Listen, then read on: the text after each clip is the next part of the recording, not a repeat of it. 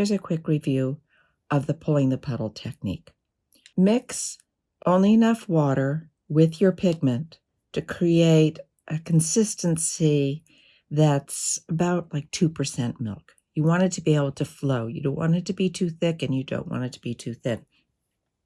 It can be thin when you want a really light value, but if you want a good strong color, you want to make sure not to use too much water.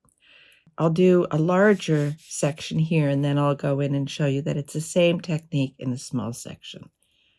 You want to keep the puddle going. You start at one end. When it's little like this, you have to be very, very careful, but you still want a puddle. Can you see that puddle? And then you keep adding to the puddle and you pull it along.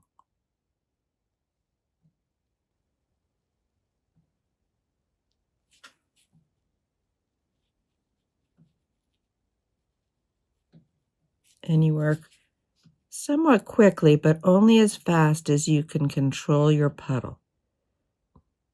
All edges of the puddle must remain wet or it will dry and you'll get a streak. So just keep that puddle going to the very end of your shape.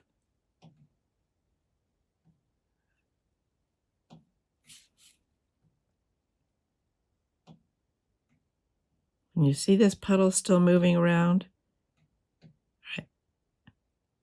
Now my whole shape is painted in. So at the end, you wick up the extra. And it helps to work on a bit of a slant. So you can tip your paper. And I'm not touching the paper. I'm just touching the puddle. I dry off my brush to make it dry so that it can act more like a sponge. And I wick it up. And I like to leave just a little bit at the end so that there's some variety of the dark. Okay? Then I move on to another area because I want this to dry completely before I paint in the section next to it. So I'll do that same technique up here in a smaller area.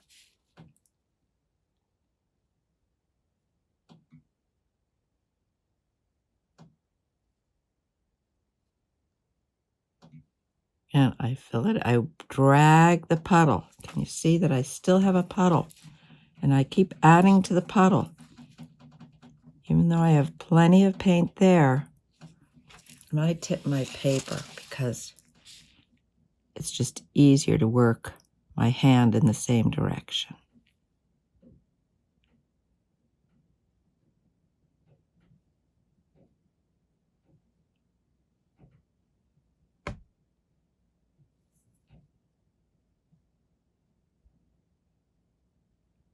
Notice that at the end, I'll work into the puddle just so that I can get the fine tip. Now I wick off.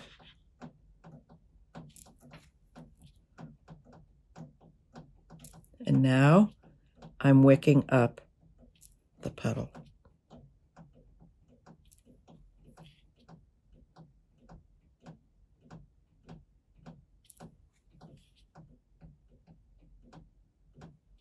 Now there's a teeny weeny shape there and a teeny shape there. So I'm going to make each one of those slightly different color, just a little bit different.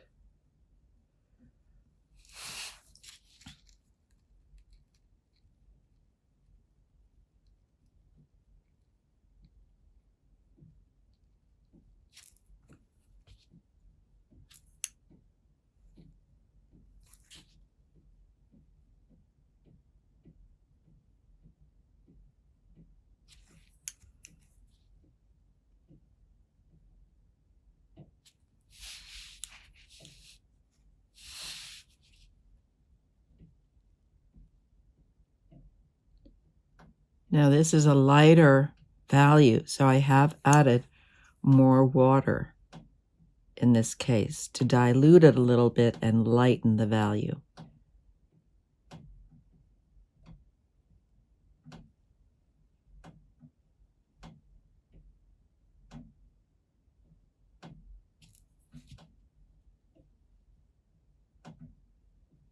I'm still pulling the puddle. I'm not painting with dry strokes of a brush. Just moving it around. It's almost like working with clay.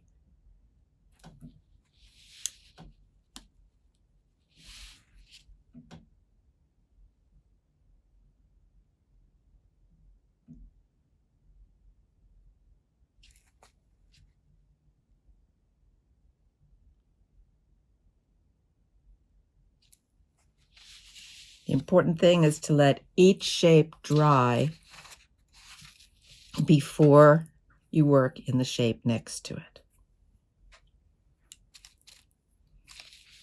Now, the same thing will be done over here. I painted that whole section in one swipe. And now I'm going to go in and paint the smaller shape.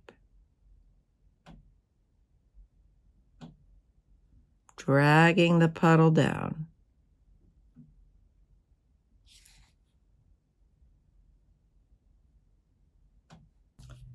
And very slowly, I'll work around the whole painting this way. Take your time, enjoy it, mix some beautiful colors, and see what you can do. All three of these paintings were created using the pulling the puddle technique. Give it a try and have a good time.